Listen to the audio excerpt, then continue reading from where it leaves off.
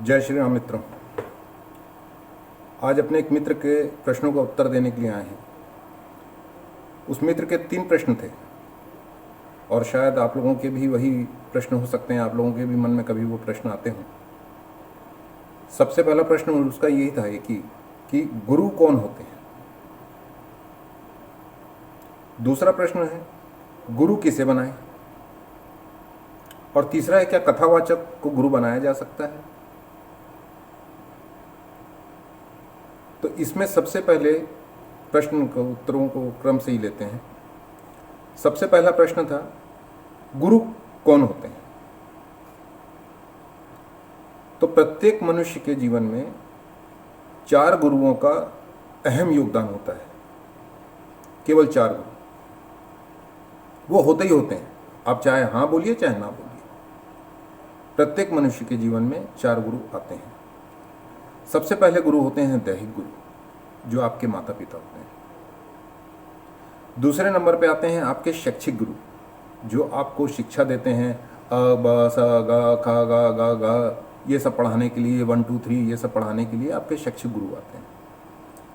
तीसरे नंबर के आते हैं गुरु आपके भौतिक गुरु, जो आपको बताते हैं कि बेटा इस जीवन में आए हो, अपना परिवार का पालन पोषण करना है, तो उसके लिए अर्थ कमाना है। अर्थ अर्थात धन। अपनी गृहस्थी कैसे चलाओगे, तो उस गृहस्थी को चलाने के लिए जो आपको धन की आवश्यकता होती है, उस धन का मार्ग प्रशस्त करने के लिए आपके भौतिक गुरु आपके जीवन में आते हैं। फिर इसके बाद आते हैं चौथे नंबर पे आपके सदगुरु।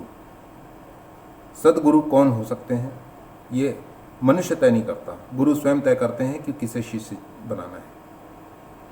हो सकता है कई लोग ऐसे होंगे जिनको लगता होगा कि हमारे जीवन में तो कोई गुरु हमने बनाया ही नहीं है, फिर भी उनके जीवन में सदगुरु होते ही हैं।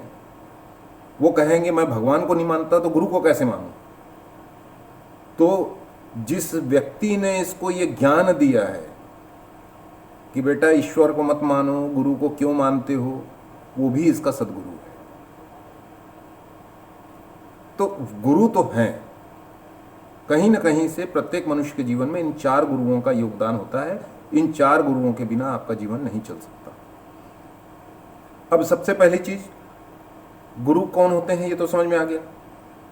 अब किसे गुरु कहते हैं, तो गुरु उसे कहते हैं जो आपको आपके जीवन में परिवर्तन लाने के लिए गुण ज्ञान दे। जैसे दैहिक गुरु, इन्होंने आपको जन्म दिया, इन्होंने आपको थोड़ा बहुत जो पारिवारिक माहौल है वो दिखाया, इन्होंने थोड़ा सा सामाजिक परिवेश दिया, इन्होंने आपके वर्ण के बारे में आपको समझाया, किस तरीके से आपको रहना है, किस तरीके से कार्य करना है, इन्होंने ये सब चीज़ें आपको सिखाया। ये आपके दैहिक गुरु हैं। ये दैहिक गुरु का कर्तव्य था जो इन्होंने पूरा किया। इन्होंने अपने हिसाब से पूरी तैयारियां की, आपको शैक्षिक गुरु के पास पहुंचाए कि अब आप शैक्षिक गुरु से जाकर शिक्षा लो। दैहिक गुरु का कर्तव्य समाप्त हुआ। अब जब आपने शैक्षिक गुरु के पास में गए तो शैक्षिक गुरु ने आपको समझाना शुरू किया। उन्होंने आपको सामाजिक विज्ञान पढ़ाया, उन्होंने आपको विज्ञान पढ़ाया, उन्होंने आपको हिंदी पढ़ाए, उन्होंने आपको इंग्लिश पढ़ाए, उन्होंने आपको संस्कृत पढ़ाए। ये सब विद्याओं को आपको देते हुए शिक्षा उन्होंने आपको देना प्रारंभ किया। गणित वगैरह पढ़ा करके उन्होंने आपको एक लाइन दिशा तय किया कि अब आप किस मार्ग में जाना चाहते हैं। आप साइंटिस्ट बनना चाहते हैं, आप विज्ञान के रास्ते पे चले गए। आपको सामाजिक विज्ञान पे चलना है, दिलचस्पी है, तो आपने सामाजिक विज्ञान की दिशा में चले गए। किसी को जीव विज्ञान की तरफ था दिलचस्पी, तो वो अपना जीव वैज्ञानिक बनते चले गए। इस तरीके से हर व्यक्ति अपना अपना शैक्षिक प्राप्त करने के बाद आगे बढ़ गया, अपने मार्ग को लाइन पकड़ लिया कि मेरे को इस लाइन में चलना है। इसके बाद आया भौतिक गुरु। भौतिक गुरु ने बताया कि बेटा तुम जीव विज्ञानी तो हो, लेकिन जीव विज्ञान से पैसे कैसे कमा सकते हो। तो देखो इस तरीके से इस जीव का ये चीज़ें हैं, ये पार्ट है इनका, इस तरीके से इस चीज़ का उल्लेख करो, इस चीज़ को दूसरों को सिखाओ। इस चीज़ को सिखाने से तुम्हारे को अर्थ मिलेगा, जो अर्थ मिलेगा उससे तुम अपनी गृहस्थी चला सकते हो। तो एक जीव वैज्ञानिक जो था वो शिक्षा लेकर के अपने जीवन से भौतिकता में आ गया। अब भौतिकता में आने के बाद वो क्या किया, जब भौतिकता में आ गया, भौतिकता से लिप्त हो गया, अब उसकी नौकरी एकदम एंड में आने लगी, 62 साल की उम्र में अब उसको रिटायर होना है, तो उसको थोड़ा सा ज्ञान हुआ कि यार मैं जन्म ले लिया, मैंने शिक्षा भी ले लिया, शिक्षा लेके मैंने धन भी कमा लिया, लेकिन मेरा जन्म हुआ क्यों था, मैं तो 4 दिन के बाद मरने वाला हूँ। तो मेरा जन्म क्यों हुआ था? क्या मैं खाली इसी कार्य के लिए जन्म लिया हूं? तब उसको ध्यान आता है सदगुरु का। तब वो सदगुरु के मार्ग की ओर प्रशस्त होना चालू करता है। कभी वो शिव जी की तरफ ध्यान देता है, कभी वो हनुमान जी की तरफ ध्यान देता है, कभी वो चारों तीर्थ पे के लिए निकल जाता है। वो खोज में लगता है कि मैं क्या करूं, मैं जन्म मेरा क्यों हुआ है। और इस बीच उसे अगर कोई सदमार्ग देने वाला कोई अच्छे सदगुरु मिल जाते हैं तो उसका जीवन का कल्याण हो जाता है, और नहीं तो ढोक ढपोर संपोक सफोरजन तो ढेरों भरे हुए हैं, कोई जिनकी कोई कमी नहीं है। तो ये हैं आपके जीवन के गुरु। अब तीसरा सवाल और महत्वपूर्ण सवाल, क्या कथावाचक गुरु हो सकते हैं? जी, कथावाचक गुरु हो सकते हैं, लेकिन सिर्फ उनके जो अपने जीवन में आगे भी कथा बाँचना चाहते हैं, जो प्रभु का नाम लोगों के बीच में ले जाना चाहते हैं। यदि आप चाहते हो कि मैं भी इसी तरीके से एक पंडाल लगाऊं, वहाँ पर बैठ के भगवान की भगवत चर्चा करूं, वहाँ भागवत पढ़ाऊं या राम महिमा सुनाऊं, ये सब कथावाचक का कार्य अगर आप करना चाहते हैं तो आप उन्हें गुरु बना सकते हैं। लेकिन अगर आपको एकदम स्पष्ट बता रहे हैं, यदि आपको अपने जीवन में वास्तव में मुक्ति मार्ग चाहिए हो, परमात्मा का मार्ग चाहिए हो, तो सिर्फ अपने अंदर झांकिए। इसके अलावा कोई गुरु आपके नहीं बता सकता, कोई मार्ग आपको नहीं बता सकता कि किस तरीके से कार्य करना है। कोई भी कथावाचक आपको नहीं बता सकता कि आपको जीवन का उद्देश्य क्या है। वो सिर्फ यही बोलेगा, बेटा सब धन मोह माया है, मेरे पास लाके छोड़ जाओ।